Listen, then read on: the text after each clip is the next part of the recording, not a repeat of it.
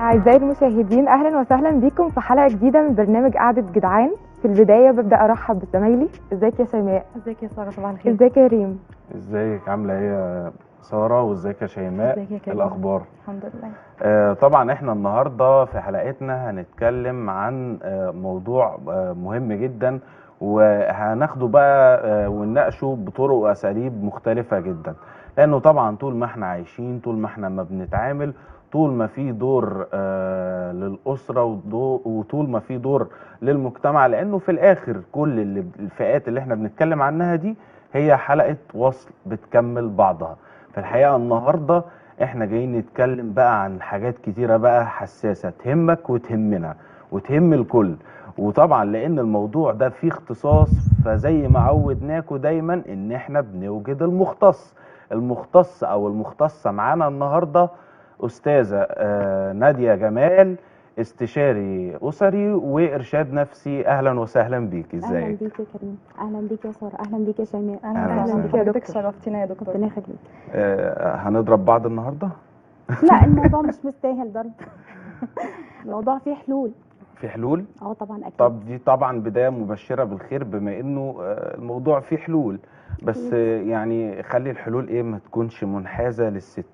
انا عارف طبعا ان انت ست، بس انت بقى خلاص يعني قولي ما يهمك في المهنة. بس احنا يعني كمهنة عملية، فانا ما ينفعش ابقى متحيزة لاي طرف، انا دايما في تخصصي طرف ثالث. طب بص، انا هقول لك على حاجة. انا سمعت مصطلح كده شفته على النت امبارح غريب، بما انه بنقول انت ست ومش عارف ايه وهكذا، فانا اللي سمعته شفته بيقول لك كوني انثى. بصراحة انا ما فهمتش يعني ايه الغرض من كوني انثى، ما اكيد انثى. لا تمام، هو والله في قصده فرق إيه بقى؟ بين الانثى وفي فرق بين الست. يمكن احنا بس الايام اللي فاتت او السنين اللي فاتت بقينا منشغلين بحاجات كتير قوي، بقينا بنعمل حاجات كتير قوي. يعني دورنا ما بقاش مقتصر جوه البيت وبس، ودورنا ما بقاش مقتصر ازاي نهندل نفسنا من اول وجديد، وازاي نهتم بنفسنا، لياقتنا البدنيه، تفكيرنا، نعمل ابديت في ثقافتنا، نعمل ابديت في كل حاجه احنا المفروض تكون هي تابعه لينا او هي تخصنا. احنا ما بقيناش نعمل كده، احنا بقينا ندي وقتنا في حاجات كتير، يمكن تخصصنا وغير تخصصنا. يمكن الاكتر بقى لينا دور بره، وبقى لينا دور بره بارز ومهم جدا وما ينفعش الاستغناء عنه، فبدانا ننسى نفسنا كست شويه، لكن ما بداناش ننسى ادوارنا في حاجات كتير وحاجات متعدده. هي دي اللي كان كريم المفروض بيقول عليها كوني انثى. فاحنا محتاجين فعلا نرجع نخلي وقت بسيط قوي في يومنا لنفسنا ان احنا نعمل حاجه تخصنا احنا وبس. برغم طبعا الكلام اللي حضرتك بتقوليه ده مهم جدا، وبرغم ان احنا بنخرج وبنشتغل بره، الا ان اهتمامي بنفسي بيساعدني ان انا ادي اهتمامي بره. طبعا إيماء لقول ربنا سبحانه وتعالى في سورة الروم: ومن آياته أن خلق لكم من أنفسكم أزواجا لتسكنوا إليها وجعل بينكم مودة ورحمة. لازم يكون الزواج قائم على المودة والرحمة. يا ترى إيه هي الخطوط الحمراء اللي بتخلي الزوج أو الزوجة يخرجوا عن إطار المودة والرحمة ويبقى فيه مشكلة في الأسرة المصرية؟ خليني اقول لحضرتك، علشان يبقى احنا نقول زواج ونتكلم على الموده والرحمه، المفروض في اسس كتير قوي احنا مشينا عليها، وخطوات كتير قوي بدانا بالفعل ان احنا ننفذها عشان نوصل ان احنا نبقى زوجين. وبعد القصه دي نوصل ان احنا دايما نحافظ. اتفضل يا كريم. عشان الحته دي تهمني. اتفضل يا كريم. انا دلوقتي واحد لسه ما اتجوزتش، تمام؟ فعلشان نوصل لباب الزوجيه اللي حضرتك بتقولي عليه، المفروض برضو قبل ما يكون في خطوط حمراء للعلاقه الزوجيه، اكيد في خطوط حمراء برضو بتبقى قبل كده، بدايه مثلا من الخطوبه، من التعارف، ايا كان. طيب ايه هي بقى الخطوط الحمراء كده، عشان عاوزين الستات او الست هانم تعرفها؟ طب وانت مش حاسس وانت بتقول الست هانم ده ان تحيز منك ان انت بتتكلم على الست بالطريقه دي؟ لانه في بعض الستات اصلا ما يعرفوش انه في خطوط حمراء في الفتره دي، زي ما في بعض الستات ما تعرفش ان في حاجات ممنوعه ما ينفعش تكمل لو شافتها. هقول لك برضو اني نصيحه للراجل، في حاجات مهمه جدا لو شافها على الشخص اللي هيرتبط بيها هيقول لا استوب انا مش هكمل. فالطرفين ليهم حريه الاختيار، وليهم الحريه ان هم يكملوا ولا لا، وكمان ليهم الحريه ان هم يدرسوا بعض لبعض الوقت قبل ما ياخدوا قرار الارتباط. طيب يا دكتور، هنا بقى بنيجي ناحيه البلوك. احنا بنسمع ان في كل حاجه انت لازم تعمل بلوك لما بتوصل لمرحله معينه. انا عايزه اعرف بقى ايه المرحله اللي ممكن الطرفين يعملوا لبعض فيها بلوك، اللي هو خلاص الموضوع خلص واتقفل؟ عارفه البلوك ده بنسميه ايه؟ نهايه البدايات. بمعنى احنا كده رحنا لاخر حاجه خالص، لاخر مرحله خالص، اللي هو ايه اللي ما هي ساره يخليني بتحب تجيب من الاخر. مفيش مشكله، ايه اللي يخليني اعمل بلوك لشخص انا ارتبطت بيه وحبيته وكان بيني وبينه عشره، ايا كان الارتباط بقى فتره خطوبه او لسه بدايه علاقه وقعدة وقت او حتى جواز. في حاجات معينه كده بتكسر اي ست، زي الخيانه، حتى لو الخيانه اللفظيه او الخيانه العاطفيه او الخيانه الفكريه، دي بتكسر اي ست. ممكن اقول لك تاني، الشخص متعدد العلاقات هو مش بيخون، بس هو بطبيعته بيحب ان هو يبقى في اكتر من علاقه وفي نفس الوقت. في لا شخص بس ما تاني، تحكميش عليه، معلش. لا مفيش حاجه اسمها ما معلش، انتوا مش تحكميش عشان 3 عليه. ستات فهتقولي ان الراجل بطبيعته بيخون. لسه استاذه انا شيماء ما اعترض. اتكلمتش. ايه؟ لا لسه استاذه شيماء ما اتكلمتش ما هو عشان نبقى 3 ثلاثه ستات في تمام. الاخر. وبعدين انا ما اقدرش اقول ان الراجل خاين، دي انا ما اقدرش انطقها غير في حاله واحده بس، غير لما الست تثبت عليه فعلا ان هو خاين، لكن عكس كده لا. وفي فرق بين الراجل متعدد العلاقات، او مش شرط الراجل، الشخصيه متعدده العلاقات ما هي ممكن تكون للست برضه. وفي فرق ان انا اقول دي خاينه او ده خاين، هنا في فرق. متعدد العلاقات ده اللي هو بيحب يبقى في اكتر من علاقه في وقت واحد، عنده حاجات معينه عايز يشبعها من اكتر من مكان، من اكتر من شخصيه. في ست كده كمان، عشان ما نبقاش متحيزين، صح. بما اننا بنقول شخصيه، فالشخصيه بتنطبق على الست وبتنطبق على الراجل. في ست تحب انها تبقى في علاقات كتيره وفي وقت واحد، بتاخد من هنا الحاجه اللي بتحبها وبتسمع من هنا الحاجه اللي بتحبها، بتبدا تشبع رغباتها من كل طرف شويه. بس مش عايزه اقول ده صح، مش عايزه اقول ده مبرر، طبعا غلط مش صح. طب هو المتعدد العلاقات اصلا بيكون انسان ليه شخصيه سواء ست او راجل؟ طبعا ليه شخصيه، بس عنده نواقص دايما بيدور عليها. عارفه الانسان اللي هو عنده حاجات كتير في حياته بس حاسس ان حاجه ناقصاه، فبيمشي كل شويه يدور على الحاجه دي في حد معين، ولما ما بيلاقيهاش بيمشي ويسيبه. وفي نفس الوقت برضه بيبقى عنده الرغبه ان يسمع كلام حلو طول الوقت، عنده الرغبه ان يحس بذاته. احنا هنا بنتكلم عن الراجل، ان هو يحس بذاته، ان هو مرغوب فيه من اكتر من شخص.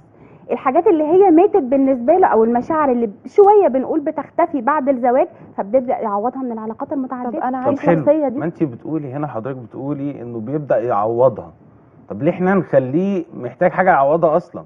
ما احنا المفروض ندي رسائل كتير بقى للست عشان هو ما يبقاش عنده حاجه مشكله. محتاج. تمام. هو مخطئ وكل حاجه ومذنب مفيش مشكله، تمام. ولكن يعني طب ما نرجع للسبب، ما هو لكل فعل ردة فعل برضه.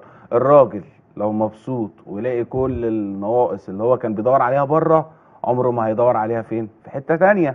تمام، بس احنا برضو مش عايزين نقول ان هو يعني محتاج حاجات كتير، ان هو اناني، فهو يبدأ يشوف رغباته كلها ايه ويبدأ يدور عليها جوه البيت. لما ما يلاقيش حاجة في البيت ناقصة منه يدور بره، ما دي انانية يا كريم. اختلف معاك، انا شفت ستات، وعلى فكرة ممكن ما تبقاش جميلة الجمال اللي هو معاك جدا، بس عارفة تقوم بالدور بتاعها بأكمل وجه من كل الاتجاهات، رغم ان انا مثلا لو جيت اقيم كشخص اخر بره العلاقة، لا ده الميزة دي مش موجودة هنا، بس هي وصلت له ان الميزة دي موجودة عندها، هي اسلوب وطريقه. لا سوري بالمقاطعه يا كريم، بس في ستات انا برضو شفت كيسز بيعملوا كل اللي عليهم، بس برضو بيفضل زي ما الدكتور قالت العيب بيبقى من الراجل.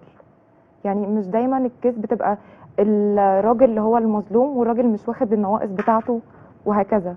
صح يا دكتور ولا ايه؟ اما احنا ما اتكلمت على تعدد العلاقات، انا اتكلمت على طبيعه شخصيه متعدده العلاقات، سواء كان ست او راجل. انا ما قلتش راجل بس. في حاجه كمان اللي كان كريم بيتكلم عليها دلوقتي، في كلمه اسمها الاحتواء، نحط تحتها نقاط كتير قوي. يعني ايه الست تعرف تحتوي الراجل؟ يعني ايه الست تعرف تحتويه من كل الجوانب اللي هو محتاجها؟ يعني ايه الست كده بالعربي يبقى معاها مفتاح جوزها؟ طيب انت طبعا شويه الاحتواء ده حاجه مكتسبه ولا بتبقى صفه موجوده بالفطره؟ في ناس ما بتبقاش صفه موجوده بالفطره قد ما هو حبك للشخص اللي قدامك. ومش بتكلم على الست وبس، بالزبط. في راجل كمان بيعرف يحتوي مراته، يمكن في طبطبه على كتفها، لو حط ايده على كتفها وهي في منتهى نرفزتها او في قمه عصبيتها بتلاقيها هديت بكلمه واحده، ممكن يهديها بتصرف واحد، ممكن يهديها. يعني حته الاحتواء بتبقى احيانا في الراجل واحيانا في الست، بس لازم تبقى موجوده عند الاثنين. عارفه لما تحس ان انت في طرف منهم طول الوقت بيتنازل، طول الوقت بيقول حاضر عشان يعدي الدنيا، سواء كان ست او راجل، بيجي عليه وقت واقول لك ان العلاقه بينهم هتتطور للفشل وهتوصل للفشل. ممكن كمان الطرف الثاني يشوف ان هو انا ذلل نفسي قوي او هي ذله نفسها قوي، لا انا هسيبها وامشي. يعني هو دايما الانسان بيدور على الشخص اللي بيعذبه، يعني مش في كل ده مش الناس، طبيعي. مش الناس الاسوياء، ايوه بالظبط كده. بس هو في ناس كتير قوي تحت المسمى ده. انا دايما بدور على اللي يعذبني، وده انا شفته في ناس كتير حواليا. ببقى مستغربه، يعني يا بنتي ما انت عندك اهو اللي بيطبطب عليكي واللي بيحبك وبيحتويكي، بيعمل لك طلباتك، بيفهمك، ليه اروح ادور على حد تاني يتعبني؟ انت كده يا استاذه شيماء بتتكلمي على الشخصيه التوكسيك، تمام؟ تمام. يمكن بينجذب ليها البنات اكتر، بمعنى ان مثلا بيظهر حد كده في حياه بنت اللي هو عنده علاقات كتير قوي، حد عنده خبره حلوه قوي في علاقته بالبنات، وازاي يسيستم بنت، وازاي يهندلها في الكلام، وازاي يقنعه بيها، وفي نفس الوقت يحسسها ان هو اختارها هي عن بنات كتير قوي حواليه. بس عايز اقول لك على حاجه، اتفضل. وده شيء يضحك، هي بتبقى عارفه الكلام ده. طبعا، ما انا بقول وبيبقى هو ده اللي بيلفت سبب نظرها. اختيارها ليه اصلا. ما هي دي الشخصيه التوكسيك اللي بنات كتير قوي بتعجب بيها. جميل ولبسه جميل وبيعرف يتكلم وشيك جدا وبيعرف بنات كتير قبلي، بس اول ما عرفني ما عرفش حد، وتبدا معاه هنا القصه، وبعد فتره صغيره تلاقي الطاقه اللي عندها بدات تخلص، تلاقيها بتشك في كل أنا عندي حاجه، سؤال. مش حاسه بالامان. اتفضلي يا ساره. سوري لمقاطعتك يا دكتور، بس انا عندي سؤال. اتفضلي. الشخص ده ممكن يتغير؟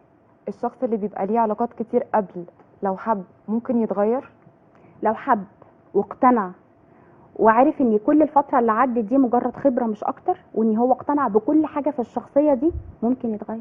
لا بس مش مع اللي هي معاه في الوقت الحالي، في التجربه الجديده. خليني اقول لك على ما ان أعتقد. احيانا احنا بنعمل حاجه لنفسنا كده اسمها مراجعه، يعني انت تقعد مع نفسك وتشوف فتره من حياتك، خاصه لما تكون انت عايز تروح مرحله جديده، فبتشوف اللي عدى من حياتك ده انت عملت فيه ايه، اكتسبت فيه ايه، هل انت كنت مبسوط، هل خسرت، هل كسبت، لو خسرت بنسبه كام، لو كسبت كام، مين اللي هيكمل معاك ومين اللي مش هيكمل معاك. في الفتره دي انت بتقول لنفسك استوب في حاجات كتير قوي، فبما انك انت رجعت نفسك وبدات خطوه جديده، فانت بتبقى مقتنع ان انت تبقى بني ادم جديد من كل حاجه. بس الصحوه الروحيه دي يا دكتور اللي حضرتك بتتكلمي عليها، او مرحله الصحوه الروحيه دي، بتحصل للانسان اللي بيتظلم، مش للظالم ابدا.